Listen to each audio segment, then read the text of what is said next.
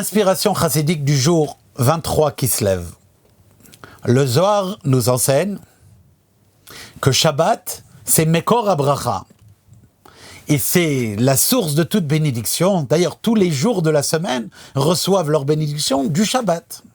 À la première lecture, on pourrait ainsi comprendre que le Shabbat se situe, pour ainsi dire, en début de semaine. Il y a le Shabbat, duquel viennent les 6 jours de la semaine qui reçoivent leur bracha de lui. Mais dans un discours, le rabbi Shalom Dovber, 5e rabbi de Lubavitch, a expliqué qu'en réalité, le Shabbat est un peu comme l'axe central d'une menorah. En effet, les 3 jours qui précèdent Shabbat et les 3 jours qui suivent Shabbat sont bénis par le Shabbat qui est au centre. C'est la raison pour laquelle, d'ailleurs, le mercredi de toute semaine, après qu'on a dit le Shir Shel Yom, le chant, le cantique, que les Lévi'im avaient l'habitude de chanter au Beth Amikdash, on rajoute à la fin du Shir Shel Yom du mercredi, qui est le verset 94, Kel Nekamod, on rajoute 3 versets d'Elechou Neranena, qui est le début de la prière de Shabbat, de Kabbalat Shabbat.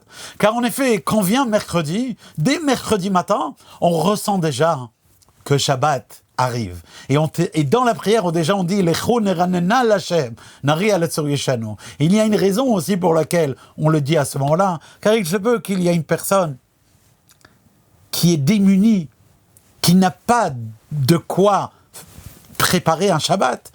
Et quand il vient mercredi, et il se dit, mais comment je vais faire Shabbat? Alors il dit, Lechou Neranena Lashem, chantons Hashem, Nari Alatzur Yeshanu.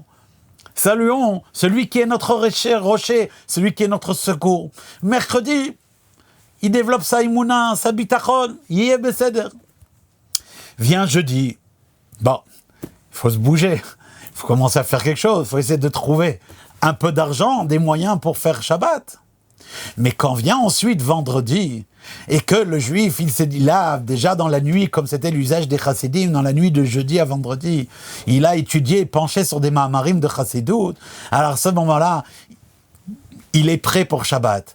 Car quand un juif, il a goûté le goût du Shabbat spirituel, il ne ressent plus le manque matériel. Mais évidemment, il faut que chacun ait tout ce qu'il ait besoin au niveau matériel et spirituel pour qu'il puisse chanter de tout cœur, matériellement et spirituellement, Lechou Neranena Lashem. Kol Tov.